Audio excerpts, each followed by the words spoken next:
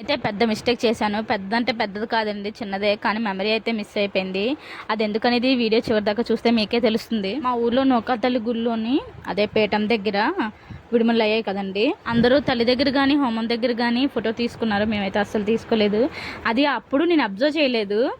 మా మావయ్య చూసారు. అయితే ఎక్కడ ఫోటో తీసుకోలేదు హోమం దగ్గర కానీ గుడి దగ్గర కానీ. మరి ఎందుకు నేను అసలు ఆలోచించలేదు, అర్థం కాలేదు. మా మావయ్య అప్పుడే చెప్పుంటే బాగుండేది, నేను ఫోటో తీసేసేదాన్ని. మా మావయ్య మా అత్తయ్య బయలుదేరాడు నూకాతల్లి గుడికి. విడుమల ప్రాసెస్ అయిపోయింది. తర్వాత అగ్నిగుండాలు తొక్కేశారు. తర్వాత నూకాతల్లి గుడికి వెళ్ళి రిటర్న్ వచ్చేసారు. అప్పుడు ఒత్తేసుకున్న టైంలో మా మావయ్య చెప్పారు ఫోటో తీయలేదని, తీసుకోలేదు, అందరూ తీసుకున్నారని. అబ్బా చాలా రిగ్రెట్ ఫీల్ అయ్యాను. అయ్యో అనవసరంగా ఫోటో మిస్ అయిపోయిందే, ఫ్యామిలీ ఫోటో తీసుకుంటే చాలా బాగుండేది కదా.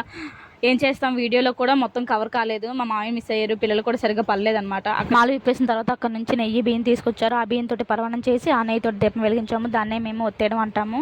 ప్రసాదంగా పెట్టిన పరవాన్నాన్ని మా ఇంట్లో వాళ్ళందరం తినేస్తాం అనమాట.